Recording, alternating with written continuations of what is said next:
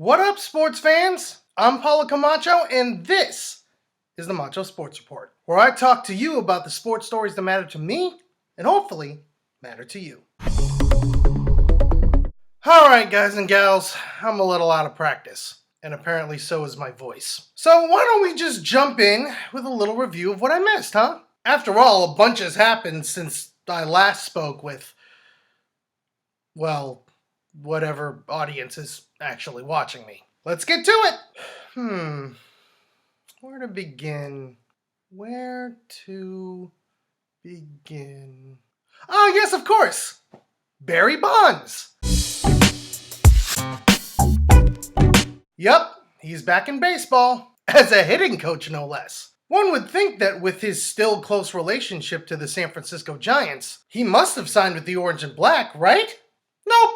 Bonds, like LeBron James before him, will be taking his talents to South Beach. He will be offering hitting tips to Christian Yelich, D. Gordon, and Giancarlo Stanton as the new hitting coach for the Miami Marlins. So what gives, Giants? Why not bring back your favorite son into the fold? Probably because they already have a hitting coach, Hensley Mullins, that San Francisco has no intention of getting rid of anytime soon. But good luck in Miami, Barry. I'll be rooting for you. Seriously though, we need to talk about the shock of the hot stove that was the Zach Greinke signing. I realize I already touched on this on my blog, but this seriously bears repeating. Greinke, who was believed to be choosing between NL West rivals San Francisco and Los Angeles, was wooed away from both of them at the 11th hour by, of all teams, fellow NL West rival, the Arizona Diamondbacks. I can't argue against the fact that Greinke probably was tired of playing second fiddle to another premium ace, like a Clayton Kershaw or a Madison Bumgarner. And there's no denying that the D-backs have a talented young roster. But man, it sure sucks being left at the altar again, if you're a Giants fan. Then again, at least the Dodgers didn't get him back. Kobe Bryant's retiring. Still a weird concept to wrap my head around. After all, he's been an all-star presence in the association my entire adult life. He's retiring a Laker too, which is all the more impressive. Now, I'll admit, I didn't like the guy in his prime. I mean, I'm a Kings fan! Could you blame me?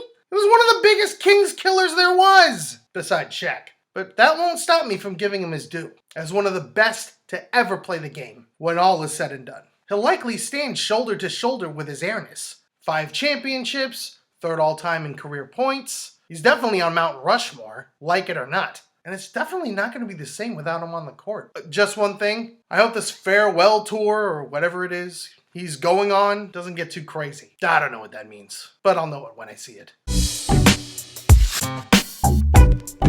It's like Steph Curry and the NFL team he was raised on are karmically linked. Both his Warriors and the Carolina Panthers are undefeated. And after respective scares on Sunday, the Warriors and the Panthers remain undefeated. I suppose it shouldn't have come to as much surprise for the Warriors. After all, they were in Brooklyn to face the Nets. And despite being in a tight game late in the 3rd, Golden State used a 13-0 run late in the 4th to secure the victory. So, alright, that was kind of expected. Not so much in New Orleans, where Cam Newton and company found themselves in a shootout. It was certainly a back-and-forth affair, as hard as it is to beat the Saints in the Superdome. But Cam and his 5 TD passes were obviously up for the challenge. One final defensive stop for the Panthers, and boom! 12-0. Congrats to both teams. We'll see how much longer both can be karmically linked with a 0 in the loss column.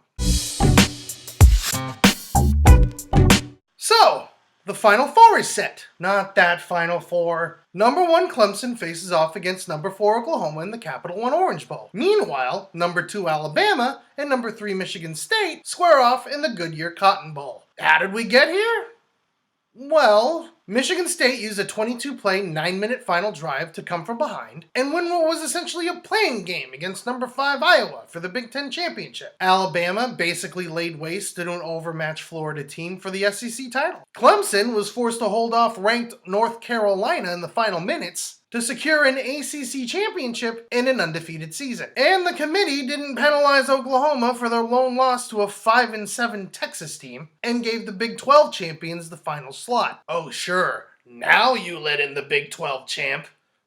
It's certainly going to be an entertaining and awesome New Year's Eve semifinal. So, let's talk about Thursday night. I mean, not to beat a dead horse or anything, but really, Detroit? Now granted, it's a tough break that they called that face mask penalty against you to set up the heave-ho by Aaron Rodgers in the first place. But as has been pointed out time and time again for the past 4 days, how do you throw on a defense that's set up to defend a multilateral play? You practically begged Rodgers to throw at the end zone. Whatever. I hope you learn from this mistake. Because seriously, you don't want this happening again. And I'd be remiss if I didn't talk about what Blaine Gabbert just did against the Chicago Bears. After all, he just pulled off what Joe Montana, Steve Young, or Colin Kaepernick couldn't do. Beat Chicago in Soldier Field in the regular season. It was an unexpectedly great 71-yard passing TD to Torrey Smith in overtime that ended it. But you gotta admit, they were fortunate to get to overtime in the first place. What with Robbie Gould missing a chip shot game-winning field goal, in a day where, for whatever reason, kickers couldn't make an easy kick if their lives depended on it. Props to Gabba Gabbert though. With the team down late in the fourth, he had 2 Kaepernick-like runs, including the game-tying 44-yard TD scramble. Then, that overtime pass play though. Is it crazy to say that Blaine is playing at a starter in 2016 level? I don't know. Anyway, that's all I got. I want to know from you, though. What was your highlight of the last week in sports? Let me know in the comments section below. I'm Paulo Camacho, and this has been the Macho Sports Report. Peace out, sports fans!